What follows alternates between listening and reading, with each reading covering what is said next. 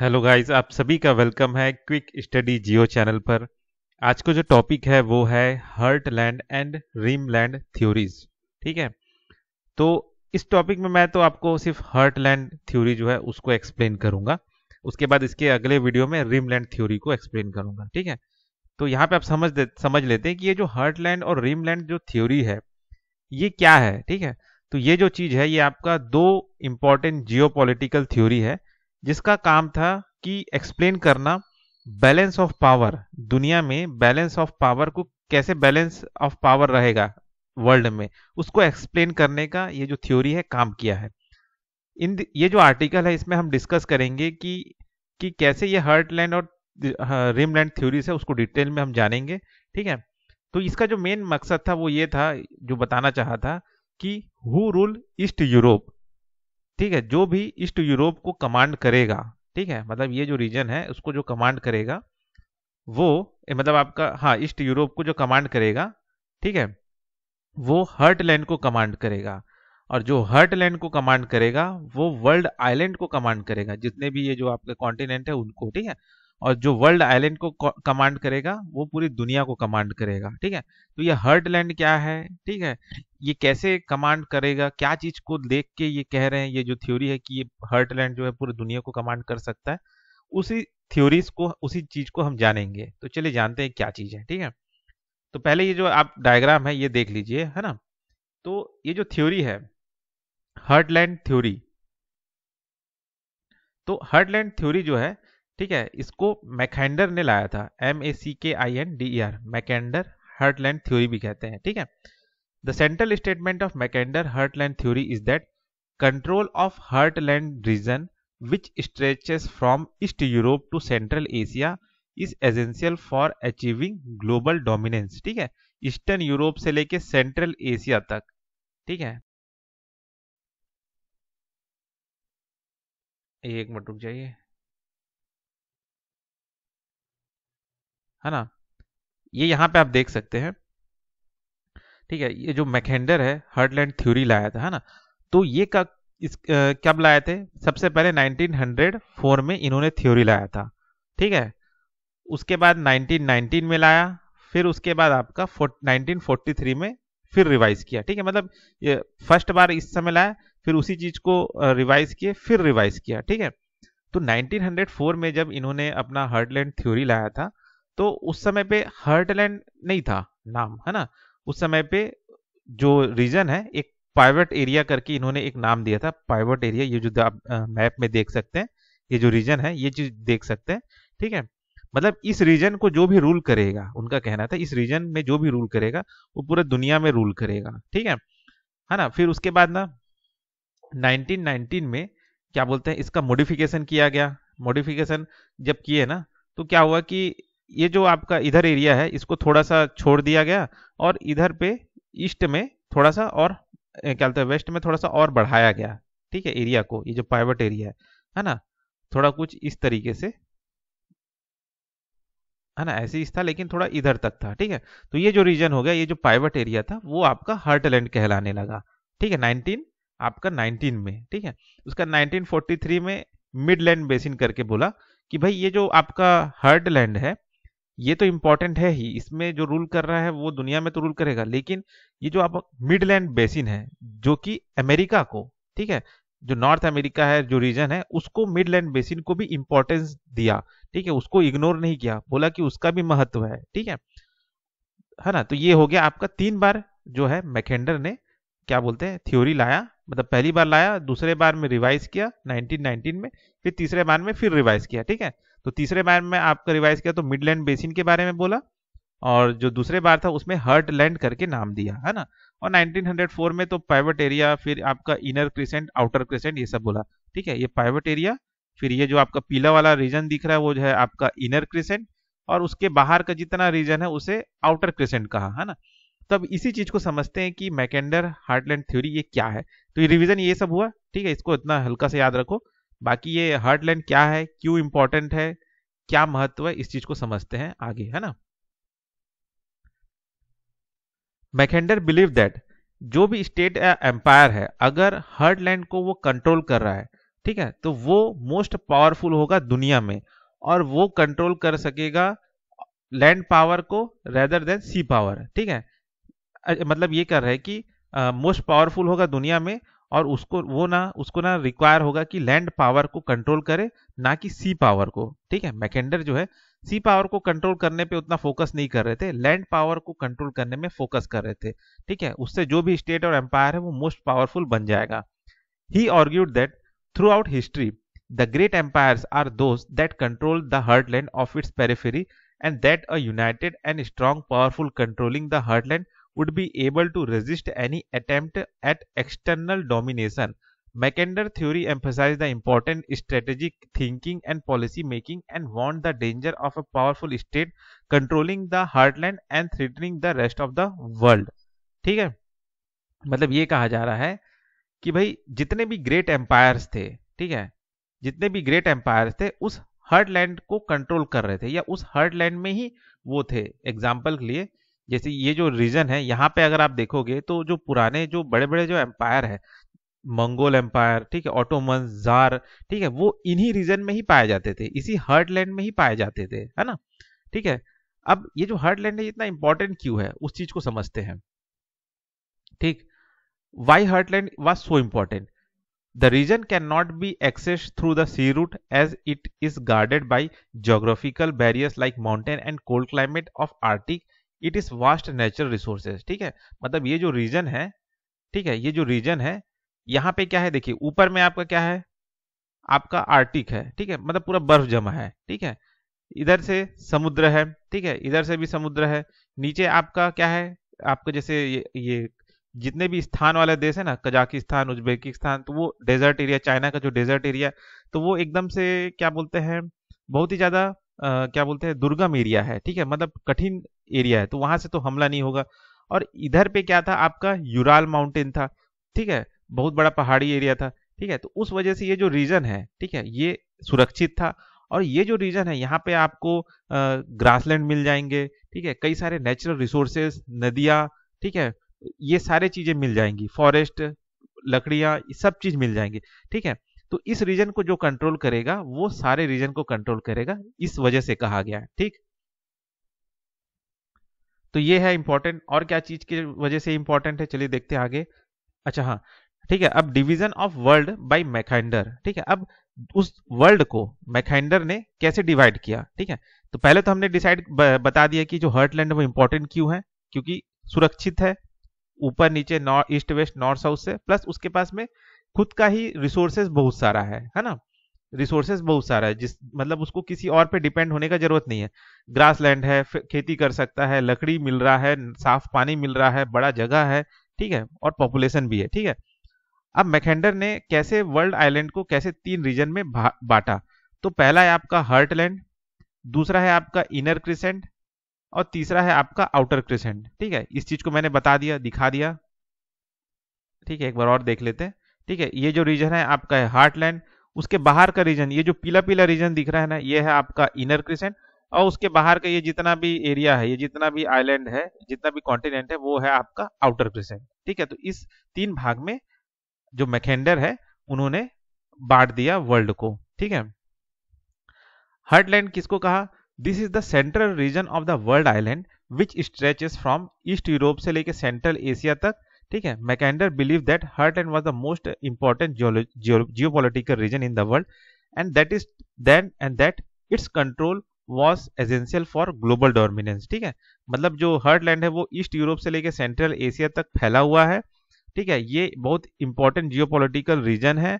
ठीक है, और इस पे कंट्रोल अगर कर लिए तो ग्लोबल डोमिनेंस कर सकते हैं, ये कहा। ठीक है, तो वो हो गया आपका हर्टलैंड।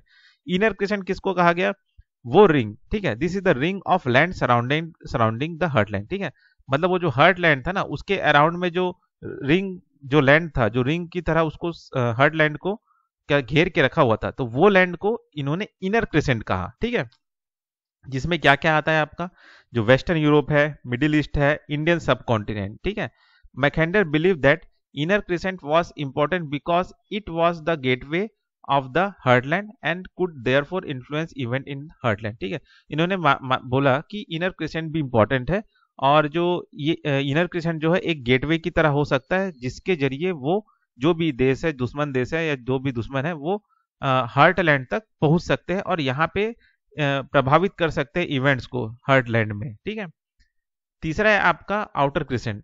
ये आउटर रिंग है। ठीक है। इनर क्रिसेंट के भी बाहर का जो भी हिस्सा है, ठीक है, outer ring of land surrounding the inner crescent, जैसे कि आपका अमेरिकास, अफ्रीका, ऑस्ट्रेलिया। तो मैकेंडर का मानना है कि मतलब इन रीजन को, इस जमीन को उन्होंने आउटर क्रिसेंट कहा। ठीक है। Mackinder believe that the outer crescent was less important than other two region but could still play a role in global affair. ठीक है। बाद में मतलब इन्होंने माना कि ये जो है बाहर का जो रीजन है वो उतना इंपॉर्टेंट नहीं है, लेकिन फिर भी क्या बोलते हैं, ग्लोबल अफेयर में ये कुछ क्या बोलते हैं, प्रभावित डाल कर सकता है। ठीक है। प्रभाव डाल सकता है, उतना इंपॉर्टेंट नहीं है ये रीजन, ये बस ये समझ लीजिए, है ना, आउटर क्रिसेंट जो है। Mackinder believe that the balance of power between this three region was critical for understanding the dynamics of global politics. He argued that whoever controlled the heartland would have the greatest geopolitical power, but that the inner crescent could influence event in the heartland through its access to maritime, through trade routes and resources. ठीक है। मतलब वो यही कह रहे हैं कि जो बैलेंस ऑफ पावर है वो इन तीन रीजन में करना बहुत ही क्रिटिकल है। ठीक है। अगर वो सिर्फ हार्टलैंड को कंट्रोल अच्छे से कर ले तो वो बाकी जगहों को भी आराम से कंट्रोल कर लेगा। हाँ, इनर क्रिसेंट कुछ प्रभाव डाल सकता है मैरीटाइम, ट्रेड रूट और रिसोर्सेज के जरिए इस हार्टलैंड में, है ना। बाकी ये जो हार्टलैंड है इसको कंट्रोल कर लेंगे तो ग्रेटेस्ट जियोपॉलिटिकल पावर हाथ में आ जाएगा, ये कहना है मैकेंडर का। अब ये जो हार्टलैंड थ्योरी है मैकेंडर का, इसका एप्लीकेशन क्या है, इसका यूज क्या है। ठीक है। हार्टलैंड थ्योरी जो है उसके कई सारे एप्लीकेशन है इंटरनेशनल रिलेशन में और जियोपॉलिटिक्स में। तो कुछ एग्जांपल हम देख लेते हैं। पहला है आपका military strategy. The theory has been used to develop military strategies by various nation throughout the history. ठीक है। मतलब ये मिलिट्री स्ट्रेटेजी बनाने के लिए, डेवलप करने के लिए बहुत काम आता है मैकेंडर का जो हार्टलैंड थ्योरी है ना। और एग्जाम्पल के लिए उन्होंने दिया कोल्ड वॉर के समय का, जब यूनाइटेड स्टेट डेवलप कर रहे थे कंटेनमेंट स्ट्रेटेजी। ठीक है। किसको प्रिवेंट करने के लिए, सोवियत यूनियन को का जो प्रभाव है उसको फैलने से रोकने के लिए। ठीक है। कहां तक, हार्टलैंड में जो है सोवियत यूनियन जो है फैलते हुए उसका प्रभाव जो है हार्टलैंड तक ना पहुंचे, उसको रोकने के लिए कोल्ड वॉर के समय में यूनाइटेड स्टेट ने ये कंटेनमेंट स्ट्रेटेजी लाया। ठीक है। तो ये जो कंटेनमेंट स्ट्रेटेजी है इसका इस्तेमाल किस बेसिस पे हुआ, इस थ्योरी के को देखते हुए हुआ। ठीक है। This led to the establishment of military bases and alliances in Europe and Asia, as well as the development of nuclear weapons as a deterrent। ठीक है। और इसी की वजह से कि भाई इसको कंटेनमेंट स्ट्रेटेजी के जरिए क्या है कि सोवियत यूनियन को रोका जाए हार्टलैंड तक जाने के लिए, और इसी के बेसिस पे क्या है मिलिट्री बेसिस का इस्टेब्लिशमेंट किया यूएस ने। ठीक है। अलायंस बनाया यूरोप और एशिया के साथ मिल के। ठीक है। और साथ ही साथ न्यूक्लियर वेपन भी वहां पे डेवलपमेंट किए गए। ठीक है। तो आप देख सकते हैं कि कैसे ये हार्टलैंड थ्योरी है, आज भी ये काम आ रहा है ना।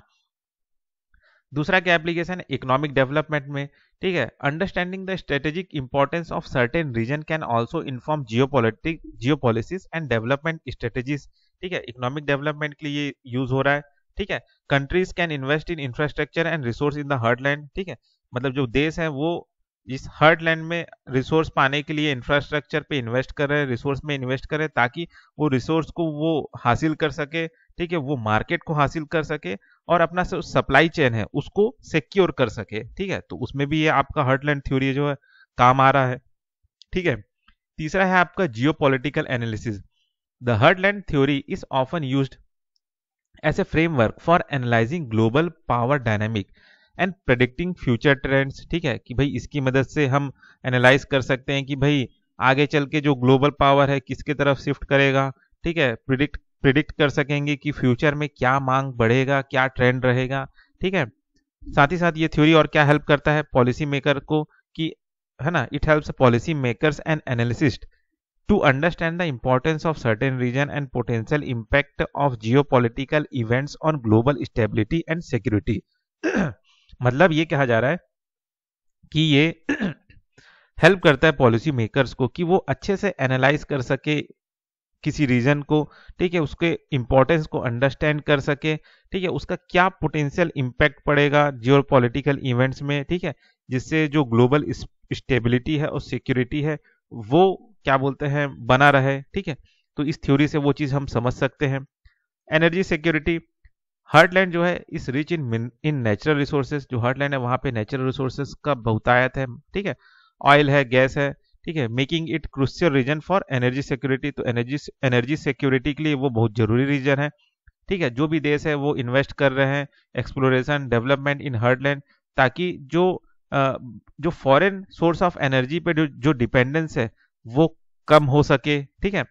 तो ओवरऑल ये देखा गया कि जो हार्टलैंड थ्योरी है उसका प्रैक्टिकल एप्लीकेशन है कई सारे एरिया में ऑफ इंटरनेशनल रिलेशन, और ये जो है आज भी यूज हो रहा है and can be use to inform strategic decision making and policy development, ठीक है। मतलब ये जो आपका हार्टलैंड थ्योरी है वो आज भी यूज हो रहा है किसी भी डिसीजन मेकिंग और पॉलिसी डेवलपमेंट में, किसी भी देश, मतलब हर एक देश में, है ना। तो ये जो हो गया, ये हो गए सारे एप्लीकेशन की, मतलब ये जो हार्टलैंड थ्योरी देख सकते हैं आप, military strategy, economic development, geopolitical analysis और एनर्जी सिक्योरिटी को लेके इन चारों जगहों में इस थ्योरी का इस्तेमाल हो रहा है, ठीक है। इसका इंपॉर्टेंस आज भी है। अब इस थ्योरी का क्रिटिसिज्म क्या हुआ, ठीक है। तो पहला क्रिटिसिज्म ये हुआ कि ओवर सिंप्लीफिकेशन। क्रिटिक्स ने आर्ग्यू किया कि that theory oversimplifies the complexities of global power dynamics by reducing them to a single geographic region. The theory मतलब यानी ये कह रहे हैं कि ये जितना आसानी से ये जो ग्लोबल पावर के डायनामिक को एकदम सिंपल तरीके से बताया, इतना सिंपल नहीं है, ठीक है ना। और ये जो थ्योरी है ये क्या बोलते हैं, कई सारे फैक्टर है उसको नजरअंदाज कर रहा है, जैसे कि कल्चर, आइडियोलॉजी, इकोनॉमिक्स, ठीक है। देखा जाए तो today US is the largest economy and it is sea power. अब आप देख सकते हैं क्योंकि मैकेंडर ने कहीं ना कहीं लैंड पावर को अहमियत दिया था, जो जो लैंड पावर में कंट्रोल करेगा वो पूरी दुनिया में राज करेगा, ठीक है। समुद्र के ताकत को, सी पावर को ज्यादा अहमियत नहीं दिया था, लेकिन आप देख सकते हैं कि भाई सी पावर जो है उस पे कंट्रोल है यूएस का, और यूएस जो है लार्जेस्ट इकोनॉमी है, जबकि ये तो आपका हार्टलैंड के पास आता भी नहीं है, ये तो बाहरी एरिया का है, ठीक है। तो ये आप देख सकते हैं एग्जाम्पल क्रिटिसिज्म। दूसरा है हिस्टोरिकल कॉन्टेक्स्ट, जैसे कि हिस्टोरिकल कॉन्टेक्स्ट में क्या देख सकते हैं, जैसे कि हार्टलैंड थ्योरी जो है डेवलप हुआ था 20वीं सदी के शुरुआती समय में, अर्ली 20th सेंचुरी में, ठीक है। जो कि है ना, अब उस समय के हिसाब से ये जो थ्योरी है वो बना था, उस समय पे राइवलरी चल रहा था, दुश्मनी चल रहा था ब्रिटेन और रसिया का, ठीक है। तो उसको देखते हुए ये जो थ्योरी है वो बनाया गया था। तो क्रिटिक्स ने आर्ग्यू किया कि that theory does not adequately account for changes in geopolitical, ठीक है। मतलब ये जो थ्योरी है, ये जो चेंजेस अभी आए हैं जियोपॉलिटिक्स में उसको तो ये ले ही नहीं रहा है, ठीक है। Since then including the rise of non state actor and the decline of nation state as a primary actors in international religion, ठीक है। मतलब ये है कि ये थ्योरी बहुत पुराना है, 20वीं सदी के शुरुआत में बना था, जब ब्रिटेन और रसिया जो थे मेन राइवलरी थे, लेकिन आज का जो सिचुएशन है वो बदल गया है, ठीक है। ये चीज कहा जा रहा है। इग्नोरिंग रिमलैंड को इग्नोर किया। रिमलैंड मतलब ये असल में हम अभी आगे वाले लेक्चर में पढ़ेंगे। एग्जाम्पल के लिए मैं बस हल्का सा बता देता हूँ कि जो आपका हार्टलैंड है ना, उसके किनारे में जो रीजन था जिसे हम इनर क्रिसेंट कह रहे थे, वही है आपका रिमलैंड, ठीक है, ठीक है। उसको आगे समझेंगे। तो सिंपल सा स्पाइकमैन ने ये रिमलैंड थ्योरी दिया था, ठीक है। तो रिमलैंड को कहीं ना कहीं जो मैकेंडर है उन्होंने उन्होंने इग्नोर किया, ठीक है। The theory places too much emphasis on heartland, ठीक है। मतलब हार्टलैंड को ही इंपॉर्टेंट माना, इस इनर क्रिसेंट जिसे बाद में रिमलैंड कहा गया उसको ज्यादा अहमियत नहीं दिया, उसको इग्नोर किया, ठीक है। तो वहां पे ज्यादा कोस्टल रीजन था, the coastal region surrounding the heartland, ठीक है। As Nicholas Spikeman argued that control over the rimland is just as important as control over the heartland is maintaining global power. मतलब ये कह रहे हैं कि ठीक है, हार्टलैंड को कंट्रोल करना जरूरी है, उसको कंट्रोल करोगे तो दुनिया कंट्रोल, लेकिन आप उतना ही इंपॉर्टेंट इस रिमलैंड को भी कंट्रोल करना है, इस इनर क्रिसेंट वाला जो रीजन है इसको भी कंट्रोल करना है, ठीक है। तभी आप क्या बोलते हैं हार्टलैंड में ग्लोबल पावर को मेंटेन कर सकोगे, मतलब हार्टलैंड में जो कंट्रोल है उसको आप बनाए बनाए रख सकोगे, ठीक है। तो जितना इंपॉर्टेंट आपका हार्टलैंड है उतना ही इंपॉर्टेंट आपका क्या बोलते हैं आपका रिमलैंड भी है, ये कहा जा रहा है। Inaccurate prediction. Critics argue that the theory prediction about the future of global power dynamic have not always have accurate. ठीक है, मतलब जो भी प्रेडिक्शन किए थे कि आगे ये होगा, ये इसमें जो कंट्रोल करेगा वो होगा, वो उतना सही नहीं हुआ. एग्जाम्पल के लिए थ्योरी ने प्रेडिक्ट किया था कि जो सोवियत यूनियन है वो डोमिनेट करेगा हर्टलैंड को. ठीक है, लेकिन देखा गया कि dominant global power which did not come to pass. ठीक है, मतलब ये उस समय ये सोचा गया था कि जो सोवियत रूस है वो हर्टलैंड को डोमिनेट करेगा और वो पूरी दुनिया को ग्लोबल पावर डोमिनेट करेगा ऐसे करके. लेकिन आप देख सकते हैं कि आज के समय में सोवियत रूस खुद ही टूट चुका है, रसिया में बढ़ गया है और कई सारे देशों में बढ़ गया है. और आज ग्लोबल पावर में डोमिनेट तो आप देख सकते हैं यूएसए है, चाइना है. आज इन लोग एक तरह से डोमिनेंट ग्लोबल पावर है ना. तो ये जो प्रेडिक्शन है ये थोड़ा इनएक्यूरेट प्रेडिक्शन हो गया. ठीक है, साइंस एंड टेक्नोलॉजी, तो ये आपका है पांचवा क्रिटिसिज्म. ये जो थ्योरी है ये जो भी नए टेक्नोलॉजीज आ रहे थे, मिसाइल्स, फाइटर एयरक्राफ्ट, इन सब चीजों को इग्नोर किया. ठीक है, अब उस समय तो ये सब था नहीं, ये सब हो सकता है ऐसा उसको पता भी नहीं था. ठीक है, तो जाहिर सा बात है ये जो चीज है एक तरह से क्रिटिसाइज कर दिया इस थ्योरी को ऑटोमेटिक, है ना. जैसे कि a country located deep with in the ocean, जैसे कि नॉर्थ कोरिया. ठीक है, नॉर्थ कोरिया जो है बीच में है ओशियन के और पावरफुल है, physically attacked a nation in a heartland from its soil. ठीक है, तो एक तरह से ये अटैक कर सकता है. आप देख सकते हैं साइंस एंड टेक्नोलॉजी की मदद से, मतलब वही आपका मिसाइल बना रहा है. ठीक है, किसी को भी उड़ाने का धमकी दे रहा है. डिस्पाइट दिस क्रिटिसिज्म, अब इन सारे जो क्रिटिसिज्म है इसके बावजूद भी जो हार्टलैंड थ्योरी है remains a valuable framework for understanding the strategic significance of certain region and their potential impact on global power dynamics. मतलब भले ही इतना सारा क्रिटिसिज्म हुआ लेकिन आज भी ये जो मैकेंडर का जो हार्टलैंड थ्योरी जो है वो आज भी उसमें इतना क्षमता है कि हाँ ग्लोबल पावर डायनामिक्स को बनाए रख सकता है. ठीक है, पोटेंशियल इंपैक्ट ला सकता है ग्लोबल पावर डायनामिक्स में. ठीक है, मतलब आप ऐसा नहीं कर सकते कि वो जो हार्टलैंड है वो आज भी बेकार है. नहीं, वो थ्योरी आज भी वैल्यूएबल है. ठीक है, however it should be used in conjunction with other theories and framework to provide a more nuanced understanding of international relation. मतलब ये कहा जा रहा है कि इस थ्योरी को आप नजरअंदाज नहीं कर सकते. हाँ, इस थ्योरी में आप कुछ और एडिशनल अदर थ्योरीज जोड़ के अपना खुद का एक फ्रेमवर्क तैयार कर सकते हैं जिससे आप इंटरनेशनल रिलेशन को अच्छे से समझ सकते हैं. ठीक है, क्योंकि चलिए पुराना है तो उस समय पे कई सारा चीज नहीं आया था, अब बदलता जा रहा है. ठीक है, लेकिन वो जो थ्योरी है आज भी वैल्यूएबल है, आज भी वो काम आ रहा है. बस अभी के समय का कुछ और नया थ्योरी के साथ उसको जोड़िए और इंटरनेशनल रिलेशन में काम में लाइए. ठीक है, तो ये हो गया आपका मैकेंडर हार्टलैंड थ्योरी.